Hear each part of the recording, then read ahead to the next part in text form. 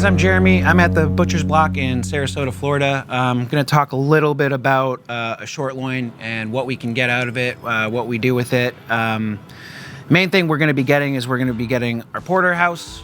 We'll get a bone-in filet, and then we'll also get some T-bones and some bone-in strip steaks, Kansas City strip steaks, whatever you want to call them. So really, a Porterhouse really can really only be called a Porterhouse up to right about here, because the filet, that's where you get the center cut of the filet. So we're looking for, at least 1.5 inches diameter.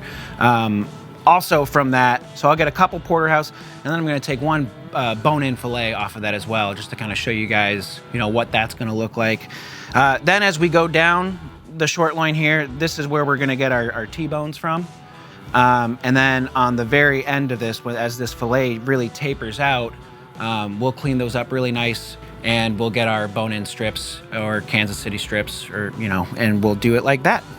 So let's go on. We'll go to the saw real quick, show you guys how we cut that here, and then we'll clean them up and we can talk about it a little bit more.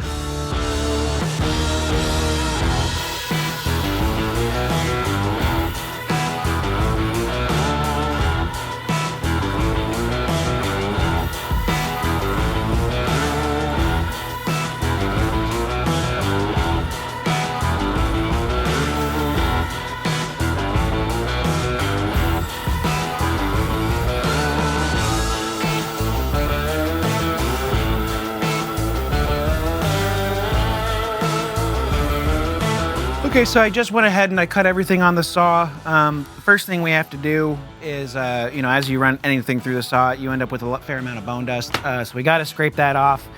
It's going to look a lot more attractive. It'll also increase your shelf life. So we'll just go ahead and clean that guy up. All right. Now we can start trimming. Also, so I did, like I said, we got a fair amount of Porterhouses out of those with a nice diameter tenderloin. I got 2 T-bones, nice looking steak, but just it's got a small tenderloin on there. I got 1 bone-in filet, just to kind of show you guys what that's going to look like.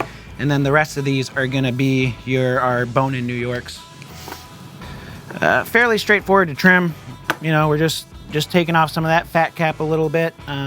I always like to leave a little bit of this kidney fat next to the filet, because it does help it cook up a little bit better, I think. So clean that up.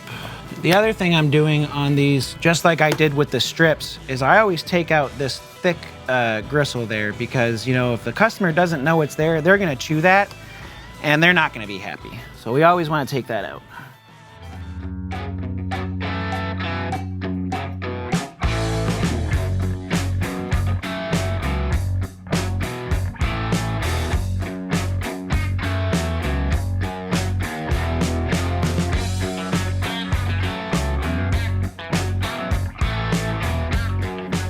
And now I cut all of these at 1.25 inches, which is what we like here at the Butcher's Block. But just like you saw when I was on the saw, I ended up kind of with a thick piece that wouldn't have quite made, I would have made 2 thinner steaks. This will definitely sell better, a nice thick bone-in New York. So that's why I went ahead and made this one thicker. And if somebody wants it smaller, I can always cut it down smaller, but we'll try and sell it just like this for now. The only other thing I have here is this is our bone-in filet. Really not too much to trim on this. This is pretty much how I want them to look. I will take just a little bit of that kidney fat off. And then I will also come and just try and get some of that silver skin that's gonna sit on the filet off as well. But other than that, that is how we cut a short loin.